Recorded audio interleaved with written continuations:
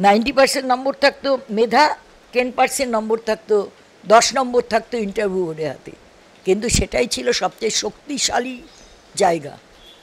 Interview board কী করতো, যে যে যার স্কোর 7 তাকে দিত 2, তিনি 1 বা 2, সে হতো 9।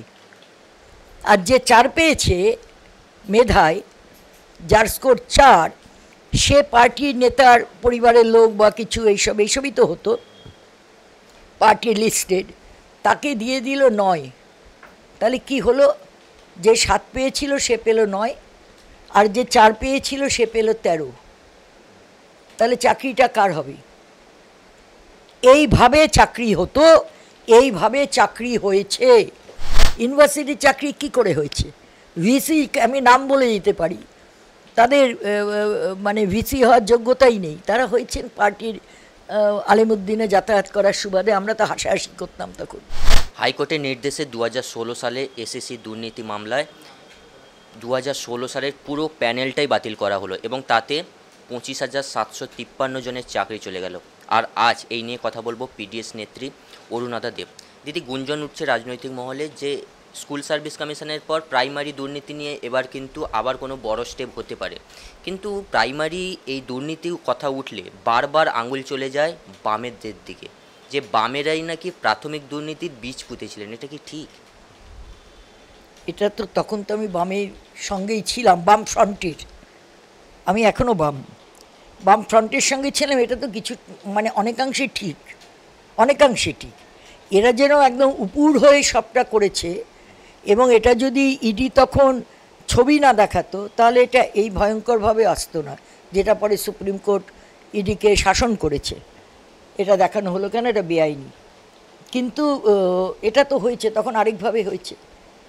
তখন কিভাবে হয়েছে আমি শুনলাম, কালকে একজন বলছেন যে বামফ্রন্টেরই একজন নবীন, যে আমাদের সময় সে জানে না, হয়তো হয়নি। কিভাবে হতো, মেধার ভিত্তিতে 70% যারা মানে ইন্টারভিউ বোর্ডে থাকতেন তারা তো দলের লোক, বিভিন্ন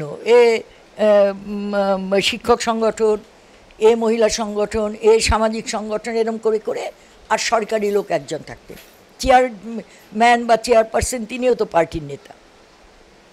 তাদের নিয়ে একটা ইন্টারভিউ বোর্ড তৈরি হতো। এবার মজাটা কিভাবে হতো, দুর্নীতিটা কিভাবে হতো, ধরো যে 70% পেয়েছে মেধার, তার তো স্কোরিংয়ে 7, যে 40% পেয়েছে সে 4। আমি অবাক হয়ে শুনলাম, সে বলছে ইন্টারভিউ বোর্ডের সামান্য নম্বর থাকতো, ঠিকই 90% নম্বর থাকতো মেধা, 10% নম্বর থাকতো, 10 নম্বর থাকতো ইন্টারভিউ বোর্ডের হাতে। কিন্তু সেটাই ছিল সবচেয়ে শক্তিশালী জায়গা। ইন্টারভিউ বোর্ড কী করতো, যে যার স্কোর 7 তাকে দিত 2, তিনি 1 বা 2, সে হতো 9। আর যে 4 পেয়েছে মেধায়, যার স্কোর 4, সে পার্টির নেতার পরিবারের লোক বা কিছু এইসবই তো হতো, পার্টি লিস্টেড, তাকে দিয়ে দিল 9।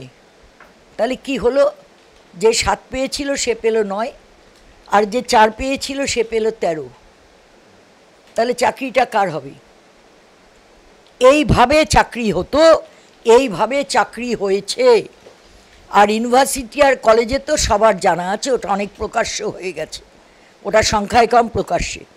এবং আমাদের জেলায় সমীর পুততুন্ডু তখন জেলা সেক্রেটারি, আমাদের জেলায় এটা আমরা প্রথম আটকাই, এবং এর ভিত্তিতে টাকা নেওয়া হতো না, এটা না, শিক্ষক সংগঠনের নেতারা নেমে যেতেন, তখন আমিও পার্টির নেতা, জেলার নেতা, এবং নেমে যেতেন।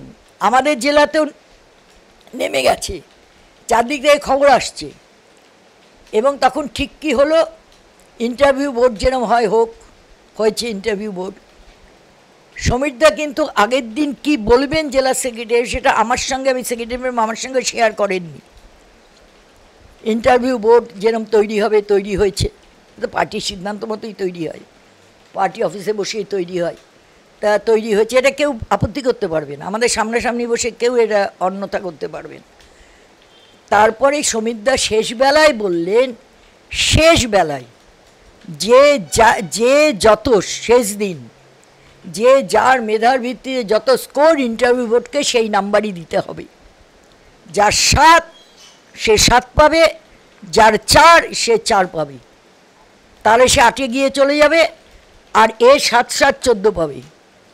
ফলে মেধা এখানে গুরুত্ব পাবে, মেধা এখানে মর্যাদা পাবে, মেধা এখানে সম্মান পাবে, এবং যার কার মেধা ছাড়া অন্য কিছু দেখা যাচ্ছে না, তার সার্টিফিকেটের বাইরে তো অন্য কিছু আর হাতে নেই, তার কি আছে? তার সঙ্গে ছিল কেউ সাক্ষরতা করেছে কিনা। এইবার সিপিএম করলে সাক্ষরতা না করলেও একটা সার্টিফিকেট জোগাড় করা তার পক্ষে অতি সহজলভ্য ছিল। এরকম একটা দুটো সার্টিফিকেটও তারা দিত, আর যারা অতি মেধাবী তারা হয়তো সার্টিফিকেট দেওয়ার দরকার হতো না, পেতও না, কারণ তারা পড়াশোনা করেছে।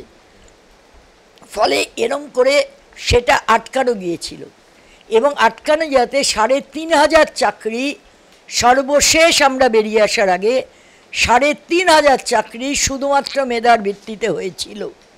এবং আমাদের পার্টি সেক্রেটারিয়েটে অনেক লিডাররা কান্নাকাটি করছিলেন যে আমাদের পার্টির ছেলেদের কী হবে। আমরা বলেছিলাম এই টাকা পার্টি দিচ্ছে না, এই টাকা যদি মানুষের থেকে, মানুষের ট্যাক্সের টাকা হয়, আজকাল অনেক কথা আমি শুনি, তাহলে সেই টাকাতে যেটা তার টাকার থেকে তাদের যদি মাইনে এবং ইত্যাদি সব হয়, তাহলে এটা সিপিএম ঠিক করে দিতে পারে না, সিপিএমের লোকেদের শুধু চাকরি হবে। এবং এটা করার পরে সমীর পুততুণ্ডকে পার্টির ছেলেরা রাস্তায় আটকেছে, আমরা কষ্ট পেয়েছি, আমাকে আটকেছে, কারণ ওরা তো জেনেই গেছে সেক্রেটারিয়েটে কারা কারা, আরও যারা আমরা মেজরিটি আমরা ছিলাম এর পক্ষে, মেজরিটি আমরা এর পক্ষে ছিলাম, সেই মেজরিটি লিডারদের মধ্যে সমীর পুততুণ্ড আর আমি সবচেয়ে বেশি আক্রান্ত হয়েছি পার্টির লোকদের দ্বারা। কিন্তু আমরা বুঝেছি যে তাদেরও দারিদ্র আছে, তাদেরও দরকার চাকরি। আমরা এইগুলো খুব মানবিকতার সঙ্গে আমরা এইগুলো তাদের সঙ্গে কথাবার্তা বলে তাদের দুঃখ মোচন করার চেষ্টা করেছি, কিন্তু এটা করা গেছে। এবং সেই আমলে এটা তো এইভাবেই হয়েছে। ইউনিভার্সিটির চাকরি কি করে হয়েছে? ভিসি, আমি নাম বলে দিতে পারি, তাদের মানে ভিসি হওয়ার যোগ্যতাই নেই, তারা হয়েছেন পার্টির আলিমুদ্দিনে যাতায়াত করার সুবাদে। আমরা তো হাসাহাসি করতাম তখন। এগুলো হয়েছে, এগুলো কেউ বলতে পারবে না যারা সরকারে থাকে।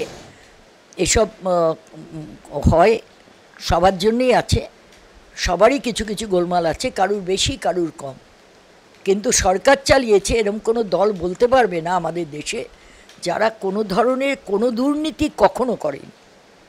দিদি, শাসক দল বারবার অভিযোগ করেন যে চিরকুটে নাকি চাকরি হতো বাম আমলে, এটাও ঠিক? তাহলে কংগ্রেস আমলে হতো।